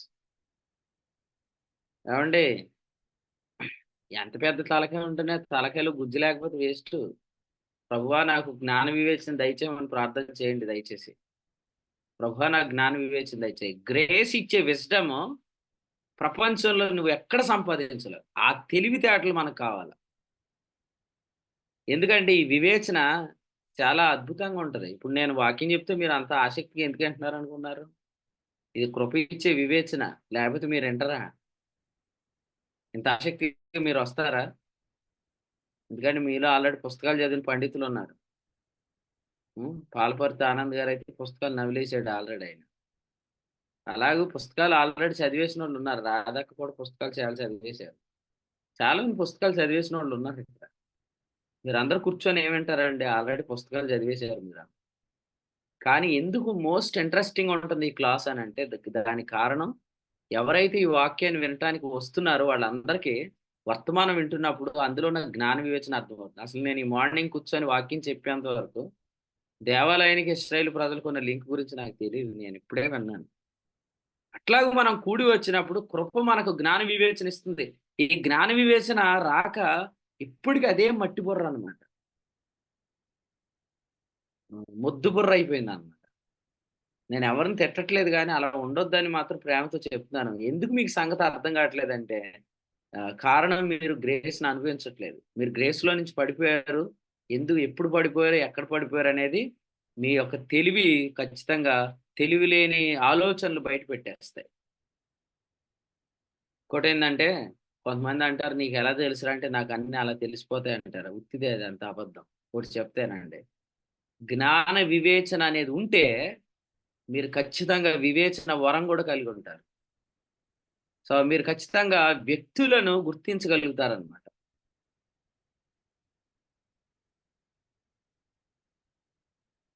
So మీరు కొంతమందికి జాగ్రత్త కూడా చెప్పొచ్చు, బ్రదర్ నువ్వు నీ గురించి నాకు ప్రభు ఇలా చెప్తున్నాడు, లేదా నీలో నాకేదో కొంచెం డిఫరెంట్ కనపడుతుంది, ఈ మధ్యలో నువ్వు అంత ప్రభువుకు దగ్గరగా అయితే లేవు, కొంచెం నువ్వు సరి చేసుకోమని చెప్పగలుగుతాం అన్నమాట. వాళ్ళు ఫస్ట్ మన ముఖం ముందు మాత్రం కాదు అని అంటారు, లేదే అదేం కాదంటారు. కాదన్నా పర్లేదు, వాళ్ళు దేవుని దగ్గరికి వెళ్ళి వాళ్ళ హృదయాలను సమ్మతపరుచుకుంటారు. మీకు వివేచన వరం లేదనుకోండి, మీరు ప్రజలు గుర్తించలేరు అనమాట.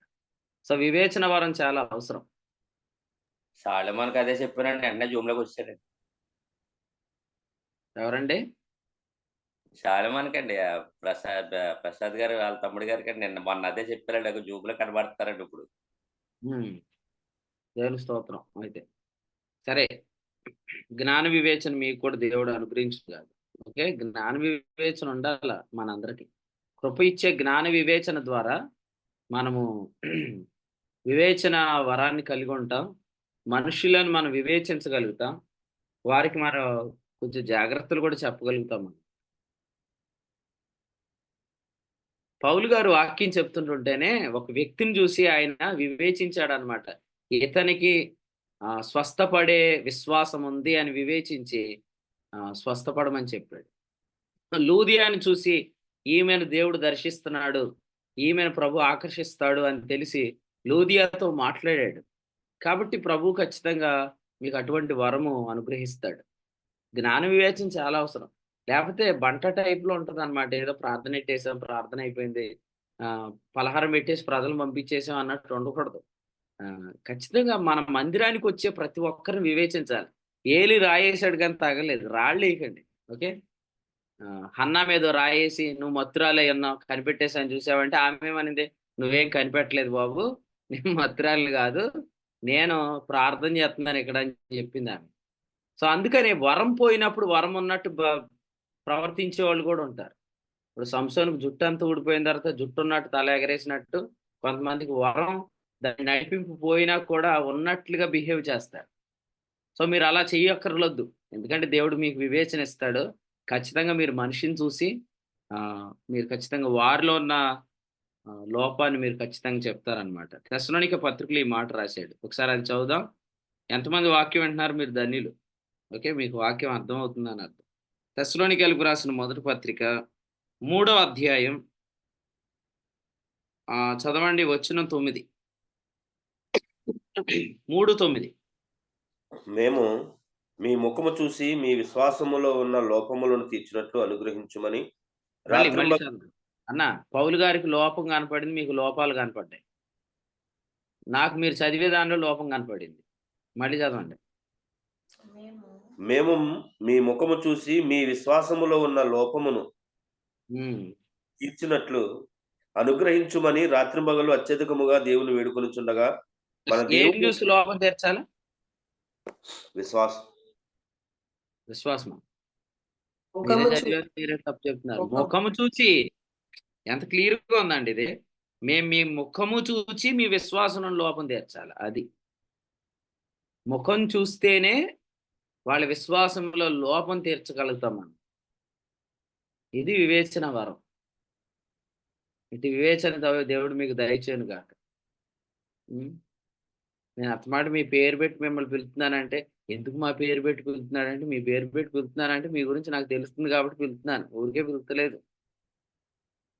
మమ్మల్ని కదిలించకండి అని అంటే మీరు కూడా అలాగే. ఇప్పుడు చాలా మంది ఉన్నారు చూసారు, పేర్లు చదవమంటారు, వీళ్ళందరూ వీడియోలు ఆఫ్ చేసిన బ్యాచ్. అలాగే మీరు కూడా. కానీ మీరు అలాంటి వాళ్ళు కాదు. నాకు యు ఆర్ స్పెషల్ అండి. ఎందుకంటే మీ ముఖాన్ని నేను చూడగలుగుతున్నాను అన్నమాట. దేవుని వాక్యం వింటున్న వారులారా అర్థం చేసుకోండి. మీరు కృపలో నుంచి పడిపోయారని చాలా ఈజీగా చెప్పేయచ్చు, ఎందుకంటే మీకు వాక్యం అర్థం కాదు. గ్రేస్ కానీ దేవుడు మనం అనుభవించేటట్లుగా గ్రేస్ మనకి ఇస్తే అది మనకు వివేచన అనుగ్రహిస్తుంది అన్నమాట. సొలొమోను అడిగిన ప్రార్థన ఏంటి? రాజుల మొదటి గ్రంథం 3వ అధ్యాయంలో నాకు జ్ఞానం కావాలని అడిగాడు కదా. వివేకము అయిన హృదయం కావాలన్నాడు. సో అది అడగండి ప్రభువుని. ప్రభువా నాకు ఆ విజ్డమ్ కావాలా అని అడగండి. ఇది చాలా అద్భుతంగా ఉంటుంది. ఎందుకంటే మీకు దేవుని వాక్యము యొక్క మర్మము తెలిస్తే అందులో బుద్ధి జ్ఞాన సర్వసంపదలు ఉన్నాయి. కొలస్సీ 2:2లో దేవుని మర్మములో 3వ వచనం బుద్ధి జ్ఞాన సర్వసంపదలు ఉన్నాయి. అంటే ప్రపంచంలో ఉన్న సంపదలన్నీ, ప్రపంచంలో ఉన్న జ్ఞానం అంతా ఆ మర్మంలోనే ఉంది. ఆ మర్మం ప్రభు మనకు తెలియజేస్తున్నాడు. వాస్తవంగా డబ్బులన్నీ ప్రజల దగ్గర ఉన్నాయి, కానీ ఈ సంపదలన్నీ ఆ జ్ఞానానికి చెందినవి. ఈ జ్ఞానం అంతా కూడా ఆ మర్మంలో నుంచి వచ్చింది. యాంపియర్ కరెంట్ని ఎలా కనిపెట్టాడు? తర్వాత మైకేల్ ఫారడే ఈ ఎలక్ట్రిక్ ఫీల్డ్ని, మ్యాగ్నెటిక్ ఫీల్డ్ని ఎలా కనిపెట్టాడు? ఇవన్నీ ఈ జ్ఞానం అంతా కూడా ఎక్కడి నుంచి వచ్చిందంటే వాస్తవంగా ఆ ప్రత్యక్షత హృదయంలో నుంచి వచ్చిన జ్ఞానమే. ఈరోజు ఆ జ్ఞానాన్ని ఉపయోగించుకొని ప్రజలు డబ్బులు సంపాదించారు. వాస్తవంగా ఎంతమంది కరెంట్ కనిపెట్టి రోజు వాడుకుంటున్నారండి? ఎంతమంది రోజు కరెంట్ కనిపెట్టి వాడుకుంటున్నారు మీ ఇంట్లో? పెట్టారా? మినీ ప్రాజెక్ట్ పెట్టి రోజు టర్బైన్లు తిప్పుతున్నారంటే ఇంట్లో? ఏమీ లేదు. సో దేవుడు ప్రత్యక్షత హృదయం కలిగిన వారికి బయలుపరిచిన కొన్ని సంగతులను, అందులో నుంచి వచ్చిన విషయాలను ఇప్పుడు మనం వాడుకుంటున్నాం. కానీ ఈ సర్వ సంపదలన్నీ జ్ఞానంలో ఉన్నాయి. ఈ జ్ఞానం అంతా కూడా ఆ దేవుని మర్మంలో ఉంది. అందుకని ఈరోజు కూడా మీరు దేవుని మర్మము అనే జ్ఞాన వివేచన కలిగి ఉంటే చాలా విషయాలు మీకు తెలిసిపోతాయి. ప్రభు మీకు అట్టి కృప దయచేయను గాక. రెండవది ఏంటంటే కృపలో నుంచి పడిపోయిన వ్యక్తి పవిత్రంగా ఉండడు. సో అది కూడా రెండవ ప్రాముఖ్యమైన విషయం. ఈ విషయాన్ని ఎక్కడ రాశాడంటే హెబ్రీయులకు రాసిన పత్రిక 12వ అధ్యాయం 15లో రాశాడు. ఒక వ్యక్తి దేవుని యొక్క కృపలో నుంచి తప్పిపోతే ఆ వ్యక్తిని ఎలా కనిపెట్టవచ్చు అంటే ఆ వ్యక్తి పరిశుద్ధంగా జీవించలేడు. సో ఒకటి జ్ఞాన వివేచన కలిగి ఉండలేడు, ఇది ఎఫెసీ పత్రికలో చెప్పాడు. పరిశుద్ధత కలిగి ఉండలేడు, అది హెబ్రీ పత్రికలో చెప్పాడు. మీరు అనుకుంటున్న పరిశుద్ధత వేరు, కృపిచ్చే పరిశుద్ధత వేరు. మీరు అనుకుంటున్న తెలివి వేరు, కృపిచ్చే తెలివి వేరు. ఇప్పుడు కృప ఇచ్చే తెలివి గురించి నేను మళ్ళీ చెప్పను, అయిపోయింది అది. That that part over. ఇప్పుడు రెండోది ఏంటంటే కృప ఇచ్చే పరిశుద్ధత అది మనం అనుకునే పరిశుద్ధత కాదు. మనం అనుకునే పరిశుద్ధత ఏంటంటే నేను ఏ పాపం చేయట్లేదు అనే పరిశుద్ధత. కానీ కృప ఇచ్చే పరిశుద్ధత ఎలా ఉంటుందంటే ఆ పరిశుద్ధతలో మనకు ప్రభు మార్గాలు బయలుపరచబడతాయి అన్నమాట. అది హెబ్రీ పత్రిక 12వ అధ్యాయంలో రాశాడు. ఏమనంటే పరిశుద్ధత లేకుండా ఎవడు ప్రభువును చూడడు అని రాశాడు. మీరు ఇప్పుడు వాక్యం వింటున్నారు కదా, వాక్యం వింటున్నప్పుడు ప్రభువుని చూస్తున్న వాళ్ళకి ఎలా ఉంటుంది చెప్పండి? డీవియేట్ అవుతారా? డిస్టర్బ్ అవుతారా? ఆ వర్తమానంలోంచి బయటికి వెళ్తారా అని అంటే మీకు టైం కూడా తెలియదు. ఎందుకంటే ప్రభువుని చూస్తున్నామంటే ఆయన మనకు కనబడుతున్నాడంటే ఆయన మన హృదయాల్లో ప్రకాశిస్తున్నాడు అని అర్థం. ఈ హోలీనెస్ వేరు, మనము మన సామర్థ్యంతో సంపాదిస్తున్న పరిశుద్ధత వేరు. అందుకనే ఒక వ్యక్తి కృపలో నుంచి తప్పిపోయాడు అనేది చాలా ఈజీగా అర్థమైపోయింది. ఎలాగంటే అతడు పరిశుద్ధంగా జీవించలేడు. అందుకని మీరు పరీక్ష చేసుకోండి. ఒకవేళ ఇంకా మీలో ఎవరైనా దేవుడిచ్చిన స్థానాన్ని నమ్మకుండా దాని కొరకు ప్రయత్నం చేస్తున్నారు ఈ దినాలలో. దేవుడిచ్చిన స్థానాన్ని నమ్మకుండా మీరు దానిని మీ సామర్థ్యంతో సంపాదించాలని ప్రయత్నం చేస్తున్నారా? ప్రభు వాక్యం ఎలా చెప్తుంది? ప్రేరేపణ ఎవరి వల్ల కలిగింది? బెత్షెమెషు వారికి ఆ ప్రేరేపణ ఎవరి వల్ల కలిగింది? ఆ కరుణాపీఠను తొలగించాలన్న ప్రేరేపణ ఎవరి వల్ల కలిగింది? ఫిలిస్తీన్ల వల్ల కలిగింది. ఏ రోజు కూడా విశ్వాసులు కరుణాపీఠం తెరిచి చూసే ప్రేరేపణ ఎవరి వల్ల కలుగుతుందంటే విశ్వాస విషయంలో సంపూర్ణ నిశ్చయత పోగొట్టే బోధకుల వల్ల కలుగుతుంది. ఈ ప్రేరేపణ వల్ల ఏం జరిగిద్దంటే గలతీ పత్రిక 5:4లో చెప్పాడు, మీరు కృపలో నుంచి పడిపోతారు. కృపలో నుంచి పడిపోయిన వ్యక్తి నెంబర్ 1 జ్ఞాన వివేచన కలిగి ఉండడు, అతనికి వాక్యం అర్థం కాదు. రెండవది అతనికి వాక్య ప్రత్యక్షత రాదు. మేము రాత్రి ప్రయాణం చేస్తూ వస్తున్నప్పుడు కాసేపు వాక్యం పెట్టుకొని వింటున్నాం అన్నమాట. వింటున్నప్పుడు అసలు వాక్య ప్రత్యక్షత లేకపోతే ఉండే తిప్పలు ఎలా ఉంటాయి అనేది ప్రాక్టికల్గా విందామని వింటూ వచ్చామన్నమాట. ఇన్ని తిప్పలు ఉంటాయి అనుకున్నారు ప్రత్యక్షత లేకపోతే. కానీ ఆ తిప్పల నుంచి ప్రభు మనల్ని తప్పించాడు నిజంగా. ఎందుకంటే ప్రత్యక్షత లేనప్పుడు ఏ వాక్కు మనకు ఆదరణ కలిగించదు. కానీ ప్రకాశించే వర్తమానం ఏదైనా కూడా అది మన హృదయాలను ఆదరిస్తుంది అనమాట. అందుచేత కృపల నుంచి తొలగిపోయామో లేదనేది మనకు క్లియర్గా అర్థమైపోతుంది అనమాట. సో ఆఖరిగా ఒక వ్యక్తి గ్రేస్లో నుంచి పడిపోతే ఆ వ్యక్తి సమాధానాన్ని అనుభవించలేడు. సో ఇది కూడా చాలా ప్రాముఖ్యమైన ఇండికేటర్ అన్నమాట. ఎందుకు సమాధానాన్ని అనుభవించలేడు అంటే తిమోతికి రాసిన పత్రికలో దీన్ని చెప్పాడు. 1వ అధ్యాయం 3వ వచనం, విశ్వాస సంబంధమైన దేవుని ఏర్పాటు వివాదములతో సంబంధించింది కాదు అని చెప్పాడు. సో ఇటీవల మీరు ఎక్కువ గొడవల్లో ఉంటున్నారా? కలహాల్లో ఉంటున్నారా? వివాదాల్లో ఉంటున్నారా? పోరాటాల్లో ఉంటున్నారా? పోట్లాడటంలో ఉంటున్నారా? So you are not receiving grace అని అర్థం. అదొక ఇండికేటర్ అన్నమాట. సో రోమపత్రిక 8:6 ప్రకారం మనము ఆత్మానుసారమైన మనస్సు కలిగి లేకపోతే సమాధానం ఉండదు అని చెప్పాడు. కాబట్టి సమాధానం అనేది మనలో లేదు అంటే మనము కృపలో నుంచి పడిపోయామని అర్థం. సో ఈ 3 గుర్తుపెట్టుకోండి. దైవ కృపలో నుంచి తొలగిపోయిన వ్యక్తిని ఈజీగా కనిపెట్టేయచ్చు అని పాస్టర్ గారు ఎలా చెప్పారు కదా. సో నేను అదే చెప్తున్నాను. దైవ కృపలో నుంచి తొలగిపోతే ఈజీగా కనిపెట్టచ్చు. ఎలాగంటే వాళ్ళకి వాక్యం వినే వివేచన ఏమంటారు దాన్ని అంటే సాకర్ విజ్డమ్ అంటారు. హెబ్రీలో గ్రీక్ పదంలో అనుకుంటారు ఉంది. సాకర్ విజ్డమ్ అంటే ఏంటంటే అది దేవుడు అనుగ్రహించే జ్ఞానం, ఆ వివేచన ఉండదు. రెండవది ఏంటంటే ఆ వ్యక్తి పవిత్రంగా ఉండలేడు, కాబట్టి అతనికి దేవుని వాక్య ప్రత్యక్షత కలగదు. మూడవది ఏంటంటే అతడు సమాధానాన్ని అనుభవించలేడు. సో అందుకని మీరు కూడా పరీక్ష చేసుకోండి. ఈ ఉదయకాలం చాలా విషయాలు ప్రభు ఆత్మ నాతో మాట్లాడాడు, మీతో కూడా మాట్లాడాడు. మీరందరూ కూడా దేవుని మందస్సము మన మధ్య ఎందుకు ఉందంటే మన విశ్రాంతిలో ఉన్నాం కాబట్టి మన దేవుడు ఉన్నతమైన స్థలంలో ఆల్రెడీ ఉంచాడు. దాని కొరకు మీరు ప్రయత్నం చేయకండి. ఉద్యోగం సంపాదిస్తే బాగా మనం పైకి వెళ్ళిపోతాం అనుకోకండి. మీరు పైన కూర్చున్నారు ఆల్రెడీ. ఓకే, మీరు డబ్బులు బాగా సంపాదిస్తే పైకి వెళ్ళిపోతాం అనుకోకండి. అది యేసు రక్తం వల్ల మీరు ఆల్రెడీ కలిగి ఉన్నారు. అక్కడి నుంచి మీరు సరైన ఉద్యోగం సంపాదించండి. సరి అయిన లైఫ్ పార్ట్నర్ని సంపాదించు. నా అమ్మాయిని పెళ్లి చేసుకుంటే సెటిల్ అయిపోతాను, ఈ అబ్బాయిని పెళ్లి చేసుకుంటే సెటిల్ అయిపోతాను అని అనుకోకండి. అలా అనుకున్న వాళ్ళు అసలు సెటిల్ అవ్వరు. ఎందుకంటే అమ్మాయి అబ్బాయి ఇద్దరు సెటిల్ చేయరు. యేసుప్రభు రక్తం మనం సెటిల్ చేసింది. అది మీరు నమ్మాలి. కాబట్టి ఎవరు గ్రేస్లోంచి పడిపోవద్దని ప్రభుపేట తెలియచేస్తున్నాను. ఎరా బాబు ఎక్కడున్నావు అని అడిగే పరిస్థితి రాకూడదు మీకు. ఓకే, ఎందుకు నువ్వు ఎక్కడున్నావు అని అడిగారంటే నువ్వు ఎక్కడో మోసపోయావు, ఎవరో నిన్ను మోసం చేశారు, నువ్వు ఆల్రెడీ ఉన్నత స్థలంలో ఉన్నావు, కానీ ఆ స్థలంలో ఉన్నావు అని నువ్వు మర్చిపోయేటట్టు చేసి నిన్ను ప్రయత్నించేటట్టు చేసి నువ్వు అక్కడి నుంచి జారిపోయేటట్టు చేస్తున్నారు. క్రీస్తుకు వేరుగుండి మీరేమీ చేయలేరు. కృపలో నుండి తొలగిపోతే మనం ఏమీ చేయలేరు. కృప ఇచ్చే జ్ఞాన వివేచన అది ప్రత్యేకమైంది, కృప ఇచ్చే పరిశుద్ధత ప్రత్యేకమైంది, కృప ఇచ్చే సమాధానం ప్రత్యేకమైంది. ఇవి మనం బయట మార్కెట్లో తెచ్చుకోలేము, అంటే బయట ఎక్కడ మనం సంపాదించుకోలేము. ప్రభు ఈ తలంపులు మనందరి వినికిడిలో దీవించును గాక. ఫిలిస్తీన్లు మందసాన్ని తిరిగి తేవాలనుకున్నారు, కానీ ఎక్కడికి తేవాలో వారికి తెలియదు. అందుకని ఎద్దుల బండి మీద తెచ్చారు. ఎద్దుల బండి మీద వారు తెచ్చారు కాబట్టి బెత్షెమెషు వారు దాని మీద కరుణాపీఠం తెరిచారు. ఈ వివరాలు, ఈ విషయాలు ప్రభు మనందరి వినికిడిలో దీవించును గాక. ఒకవేళ భారం కలిగిన వాళ్ళు ఇక్కడ ఎవరైనా ఉంటే, మీ హృదయంలో నిజంగా భారం అనేది ఉంటే, ఎవరికైనా వాక్యం అర్థం కాకపోతే వాళ్ళ మీద జాలిపడి, ఓకే, ఏదో కాలక్షేపానికి ప్రజలు వాడుకోవద్దు దయచేసి.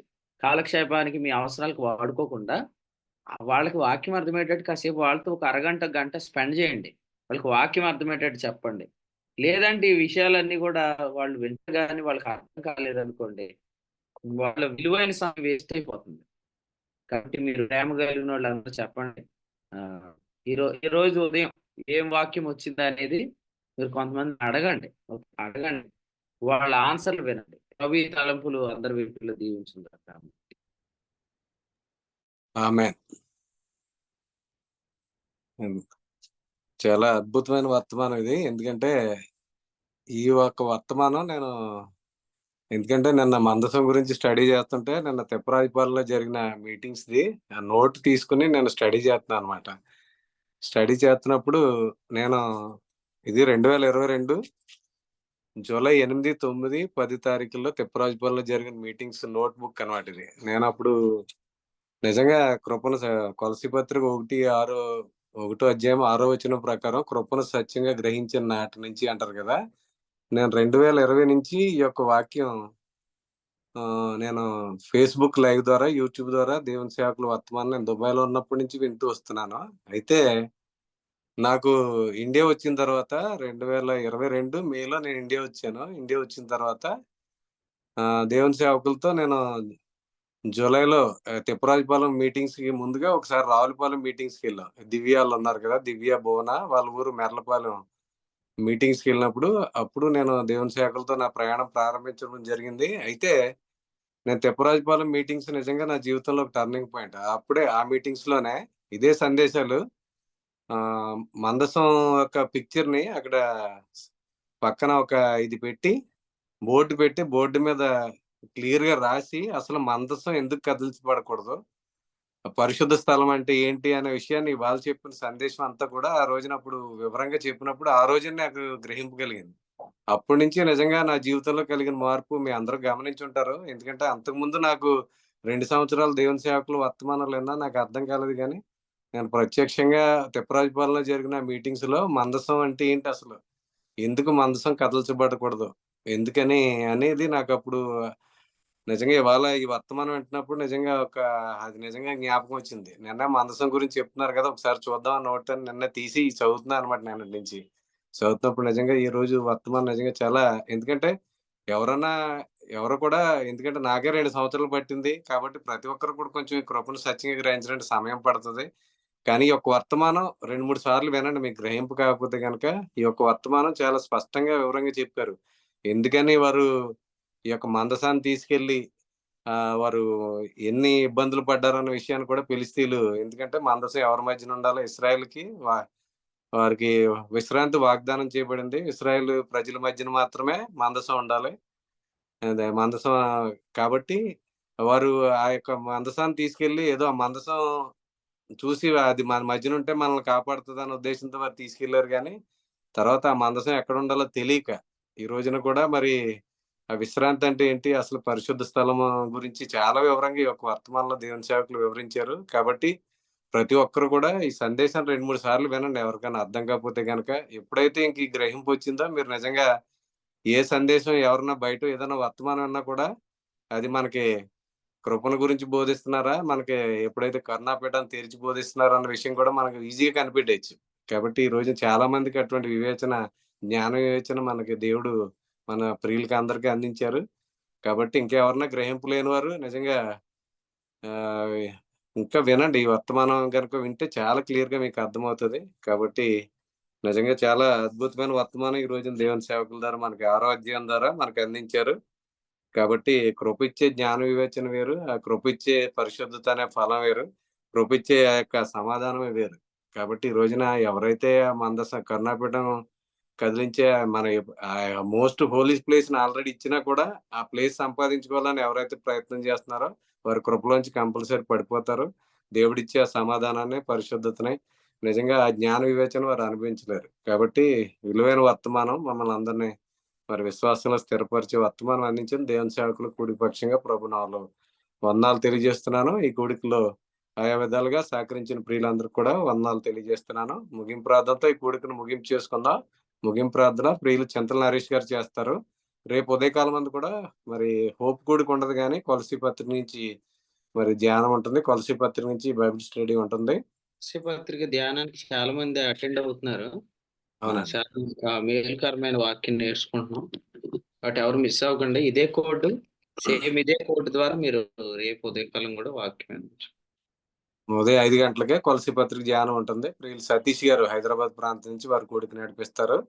రేపు ఉదయం 7 గంటల నుంచి లింక్ ప్రేయర్ ఉంటుంది. లింక్ ప్రేయర్‌లో ఇంకెవరన్నా ప్రార్థన చేయాలన్నవారు మరి ప్రియులు దేవుని సేవకులు జెర్మియా గారిని గాని, నన్ను గాని కాంటాక్ట్ చేసినట్లయితే మరి మీకు ఎవరైనా క్రమంగా జాయిన్ అవ్వని వారు ఉంటే వారి సమయాల్లో మీకు సమయాన్ని కేటాయిస్తాం కాబట్టి ఈ విషయాలు గమనించండి. ఎవరైనా కూడా మరి వారి సమయంలో నిర్లక్ష్యం లేకుండా మరి జాయిన్ అవ్వండి. ఎందుకంటే కొంతమంది టైంకి జాయిన్ అవ్వట్లేదు. కాబట్టి ఈ విషయాలు కూడా గమనించి మరి ఈ సమయంలో మరి రాత్రికాల సమయంలో కూడా శ్రీని గారు చాలా సహకరిస్తున్నారు. ప్రతి వారం కూడా వారు రాత్రికాల సమయంలో హోస్ట్‌గా ఉండి మరి చాలా సహకరిస్తున్నారు. అందుని బట్టి శ్రీని గారికి కూడా కూడి పక్షం వందనాలు తెలియజేస్తున్నాం.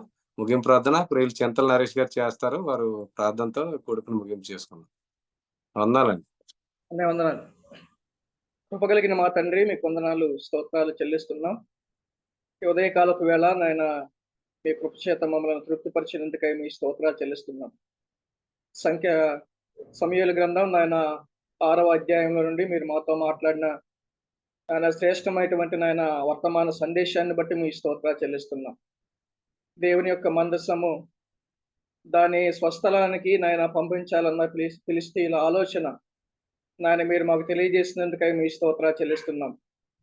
మందసము ఇశ్రాయేలీయుల మధ్యలో మందిరములో అతి పరిశుద్ధ స్థలంలో ఉండాలని నాయన మీరు మాతో మాట్లాడినందుకై మీ స్తోత్రాలు చెల్లిస్తున్నాం.